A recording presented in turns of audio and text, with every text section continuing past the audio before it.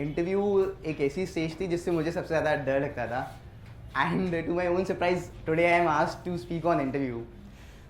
तो I will say one simple thing सबसे पहले जो मेरे साथ खुद थी कि whenever interview stage would come I would think यार अगर इंग्लिश अच्छी नहीं है ज़्यादा या अगर एकेडमिक अचीवमेंट्स बहुत स्ट्रॉन्ग नहीं है और either I am not from a very good institute और something then probably I might not be able to do as well as people who already have a very good command over English, are very knowledgeable और बहुत accent के साथ बोलते हैं और are from good institutions will be overshadowing me.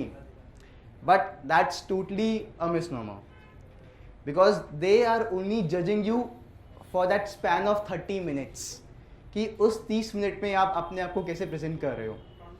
Nothing else matters to them. They do not come with any preconceptions about you. So keep that thing in mind and go with that mindset in the interview. Now, what is exactly interview stage all about? Prelims में वो check कर चुके हैं आपका attitude क्या है, आपकी factual knowledge और अंडरस्टैंडिंग क्या है. मेंस में वो चेक कर चुके हैं आपकी अप्लाइड नॉलेज क्या है और एनालिटिकल स्किल्स क्या हैं. आप क्या चेक करना चाहते हैं? Simply they want to see your mature and sensible personality. So interview test focus majorly इसी चीज़ पे करता है कि how mature and sensible you are as an individual. I'll give you a very basic example. अगर आपसे पूछा जाए interview में it has been asked with me also, India का जो कश्मीर पाकिस्तान इशू है, what's your point of view on that? Now if somebody starts giving a very radical point of view on that doesn't show you are a very sensible personality. I'll give a very basic example. If they say what do you think is the solution, diplomacy or war, and you start supporting कि sir diplomacy होनी चाहिए XYZ initially, but then they say कि diplomacy तो हम इतने साल से कर रहे हैं, then why don't you think war is the way and we should go about it and all. Then if you change your stand and say nahi sir you're right, war should be the way and we should do war and all, and then he says that do you really think आज के contemporary scenario में war is a possibility, and then you again try to change your stand. नहीं sir, that doesn't show a very mature and sensible personality. So that is the crux you have to keep in mind that when you are addressing and answering, don't fall in a trap. जो आपके point of views हैं उनको रखो और बिल्कुल maturely and sensibly questions को address करना है. That is the first thing I would like to say. Second thing I would say is clarity of thoughts. Say आपसे कोई चीज़ पूछी जाए, बहुत basic example if I take कि climate change is a big issue, should India focus on development और India should be very climate sensitive. Now it doesn't matter उस time पे कि आप क्लाइमेट सेंसिटिव वाली बात कर रहे हो या डेवलपमेंट वाली बात कर रहे हो, क्योंकि there is no right answer. But आप जो भी स्टैंड ले रहे हो उस पर क्लैरिटी होना बहुत ज़रूरी है कि why do you think this particular thing is we should focus upon. अगर आपकी थॉट्स में क्लैरिटी नहीं है और आप बकवास पहले जा रहे हो कोई भी चीज़ लेकर के, या तो क्लाइमेट सेंसिटिविटी पे या डेवलपमेंट पे, it doesn't make any sense. So this is very important thing. One more thing, just let me know when 15 minutes get over because I have a habit of speaking and all. Next thing is presence of mind. Now presence of mind बहुत ज़रूरी है क्योंकि at times they try to make you fall into a trap. Or they ask you questions where you get confused and then you start speaking anything. I'll tell you a basic example. When I was in interview, तो Netaji Subhash institute of technology मेरा college है, तो they started asking me about Netaji Subhash. पहले politically पूछा, फिर independence के aspect में पूछा, फिर दे स्टार्टेड आस्किंग मी अच्छा बताओ अगर नेताजी आज जिंदा होते तो उनकी इकोनॉमिक पॉलिसीज इंडिया की पॉलिसीज से कैसे डिफरेंट होती, या पॉलिटिकल सिनेरियो में क्या हो रहा होता है XYZ थिंग्स. अब वहाँ पे there is nothing like I know it. There I simply have to use my presence of mind and give an answer which is relevant to the point and is not ideologically marked. So that is how you have to use your presence of mind in situations where you get trapped and जहाँ पे जिसका कोई answer ना हो. Or you use your presence of mind and say, sir, I am not well aware what could have been the scenario, so I am not in a situation to answer it. So be safe rather than take a very big risk and start speaking anything which is out of context and makes no sense. Next thing is common sense. Now common sense is a very important thing that you have to use when you are in the interview. जैसे एक question मुझसे पूछा गया था कि say you are district magistrate in Assam. अब वहाँ पे इंसर्जेंसी को रोकने के लिए तुम क्या करोगे? यार इतने साल से लोग इंसर्जेंसी नहीं रोक पाए, मैं रोक दूंगा क्या? आइडली देखा जाए तो they are not expecting you to give a solution to the problem की इंसर्जेंसी आज रोक के दिखा दो बस. They just want you to use your common sense and tell things which are logical, practical, चाहे वो हो रही हो, but you have to use your common sense and tell those things rather than you start speaking, sir मैं ना आकर के ये करा दूंगा, वो करा दूंगा, सारी फोर्सेस से ये करवा दूंगा. Is it practical? If it's not practical, why are you speaking it? That is the point. Next thing is your body language. अब बॉडी लैंग्वेज से मेरा बहुत सिंपल कहने का ये मतलब है कि बहुत लोगों को इंटरव्यू में लोग बोलते हैं ऐसे जाना, ऐसे खड़े होना, फिर ऐसे बैठना, फिर ऐसे हाथ रखना, फिर ऐसे गर्दन रखना. I would say body language should be your body language. जैसे हो वैसे जाओ. If you are not comfortable in the interview situation, you will not be able to speak properly. तो you should be at your own comfort rather than think कि मुझे interview में बताया था कि हाथ ऐसे क्यों रख दिए, या ये क्यों कर दिया, वो क्यों कर दिया. Don't keep all those pre conceptions in mind. उनको नहीं फर्क पड़ता तुम ऐसे हाथ रख के बैठे हो. इल मैनर्ड नहीं होना चाहिए, इनडिसिप्लिन नहीं होना चाहिए. अगर आप ऐसे हाथ किए, ऐसे हाथ किए, डजंट मैटर. हाँ, पर ऐसे हाथ वैसे हाथ वो नहीं. तो be mannered but don't think a lot कि ऐसे एंट्री करनी है, ऐसे एग्जिट करनी है, वहाँ जाके ये करना है, वहाँ जाके वो करना है. बहुत कॉशियस हो जाओगे, उसको करने की ज़रूरत नहीं है. Apart from this knowledge aspect, हम में से बहुत लोग सोचते हैं कि नॉलेज बहुत इंपॉर्टेंट है. Yes, knowledge is important, but it doesn't mean that knowledge is important on all the questions. अगर वो आपसे क्वेश्चंस पूछ रहे हैं जहाँ पे आपको नहीं पता, डजेंट मैटर. सारे क्वेश्चंस के आंसर किसी को नहीं आते. तो ये मत सोच के जाना कि मुझे सारे क्वेश्चंस आंसर करने हैं. बट जो चीज़ फंडामेंटल है आपको वो नहीं पता तो इशू है. से फॉर एग्जांपल आप डॉक्टर हो और आपने किसी चीज़ के अंदर स्पेशलाइजेशन किया है और वो उसके ऊपर कोई बेसिक क्वेश्चन पूछ रहे हैं और आपको वो नहीं पता, देन इट्स एन इशू. तो what relates with you directly उसके बारे में आपको नॉलेज होनी चाहिए, बट इट डजेंट मीन कि आपको पूरी दुनिया की नॉलेज होनी चाहिए. नहीं है, it won't make a big difference. I know people जिन्होंने कई क्वेश्चंस के आंसर लगातार नहीं दिए, still they got very good marks, better than many of us.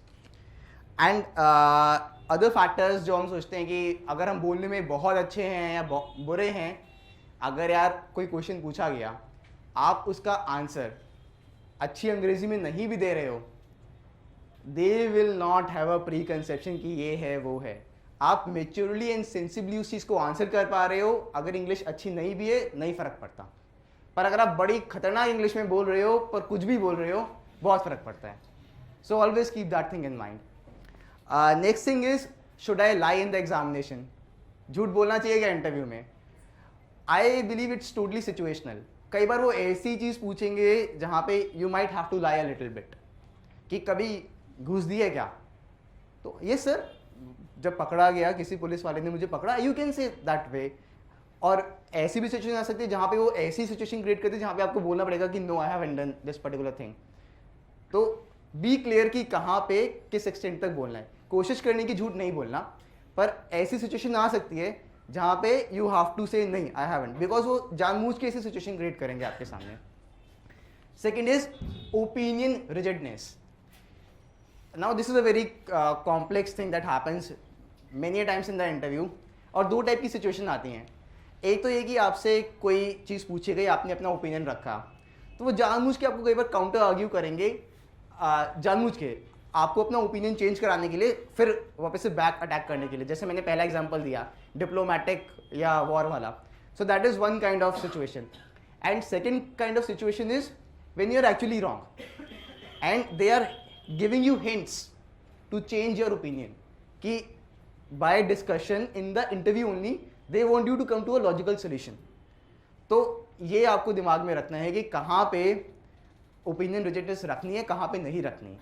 and that you have to get to know by your presence of mind and common sense कि हाँ, मैं गलत बोल रहा हूँ या सही चीज़ बोल रहा हूँ. आपको लगता है मैं सही चीज़ बोल रहा हूँ, keep that with that, no matter how much वो आपको हिलाना चाह रहे हैं। पर आपको लगता है कि नहीं, जो उन्होंने बात बोली is making sense, except yes sir, you are absolutely right, it can be done this way as well and other things. ये चीज़ है। Next is panic. हम में से बहुत लोगों के साथ क्या होता है कि शुरू में कुछ गड़बड़ी हो जाए and we get cold freeze कि अब तो कुछ नहीं होगा, इंटरव्यू खत्म। There is nothing like that. बहुत लोग हैं हु आई नो जिनको उनको पानी का ग्लास दे करके पिलाना पड़ा कि पानी P low, and when they came back like anything. तो इंटरव्यू के किसी भी स्टेज पे ये मत सोचना कि अब तो हो गया, because it never happens that way. Be yourself, you make a mistake, ठीक है, they are not judging you on that particular thing. I give you very बहुत common example which happen with a friend of mind. उससे Jammu and Kashmir के ऊपर discussion हो रहा था कुछ, I forgot the context, but he was not giving his opinion clearly on that because he was playing safe. तो किलिम Singla ma'am got angry and she said I am not interested करके वो उठ के चली गई, and she came back after 10-15 minutes, and उसका जो स्कोर आया finally that was 193, because he kept himself firm still, कि जैसा इंटरव्यू था ही केप्ट द फ्लो। अगर वो उसी टाइम पैनिक हो जाता कि यार अब तो मेन चेयरपर्सन चली गई, मेरा क्या होगा, he would have not able to do well. Other thing is saying no. Should I say no? बहुत लोग अपनी ईगो पे ले लेते हैं या वैसे लेते हैं, यार एक क्वेश्चन का भी आंसर नहीं दिया तो वो सोचेगा कैसा बंदा है। तुम 5 क्वेश्चन का आंसर मत दो, तुम्हें नहीं आता, पर बकवास मत करो।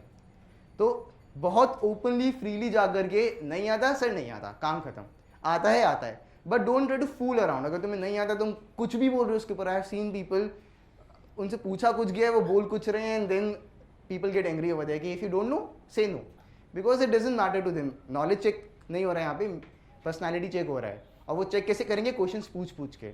ऐसे भी कुछ क्वेश्चन हो सकते हैं जो आपको नहीं आते हो, तो they will not take it, अरे यार ये तो गधा आ गया यहाँ पे, उस टाइप की चीज़ नहीं होगी।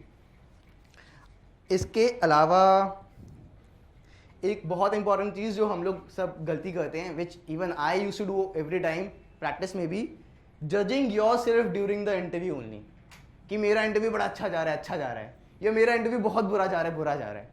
जहाँ तुमने ये करना शुरू कर दिया, there is a very high possibility you will dump, कहीं ना कहीं टकराओगे। अब ऐसे ही गाड़ी चला रहे हो, तुम सोच के चलाओगे हर चीज़, you can not do it, let it flow. तो don't let this thing come into your mind कि यार अच्छा जा रहा है या बुरा जा रहा है, क्या हो रहा है। If you will do that way, it will really help you a lot. Now I will just try to brief of 3-4 points, ज़्यादा ना खींच के। How do you categorise and prepare now? तो 4 कैटेगरीज में तुम चीज़ें देख सकते हो। एक तुम्हारा डाफ हुआ, दूसरा हुआ करंट अफेयर्स का पार्ट, तीसरा हुआ general questions that they ask, and fourth is miscellaneous. I am not going into detail because I think Tina and all will be covering up, I am just giving you a very brief of it. DAF में 3-4 चीज़ें बहुत important हैं।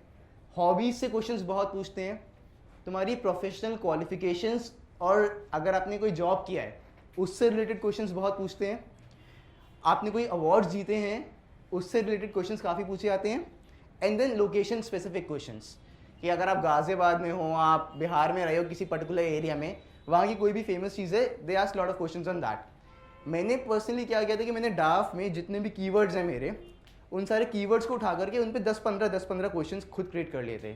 से मेरी location Ghaziabad है तो गाजियाबाद से related 10-15 questions create कर लिए टू कवर। हॉबी टीचिंग है, उससे रिलेटेड 15-20 क्वेश्चंस क्रिएट कर लिए। Like that you can cover up your DAF, and DAF has to be covered thoroughly. और डाफ में कोताही नहीं चलती, आपको पता होना चाहिए अगर बेसिक चीज़ें जो आपसे रिलेटेड चीज़ें पूछी जा रही हैं। तो current affairs I think all of you would be doing, and I leave it on them, they will discuss in detail. General questions, not going into detail, I am just telling you what I mean by general questions. International relations बहुत पूछे आते हैं, security से related चीज़ें बहुत पूछी आती हैं, इकोनॉमी से रिलेटेड चीज़ें बहुत पूछी आती हैं। तो और इसमें इश्यूज भी पूछे जा सकते हैं इंटरनेशनल रिलेशंस में, जैसे व्हाट इज़ प्रॉक्सी वॉर। तो ये जो कॉमन चीज़ें आपको ब्रीफ में रिवाइज करना ज़रूरी होगा।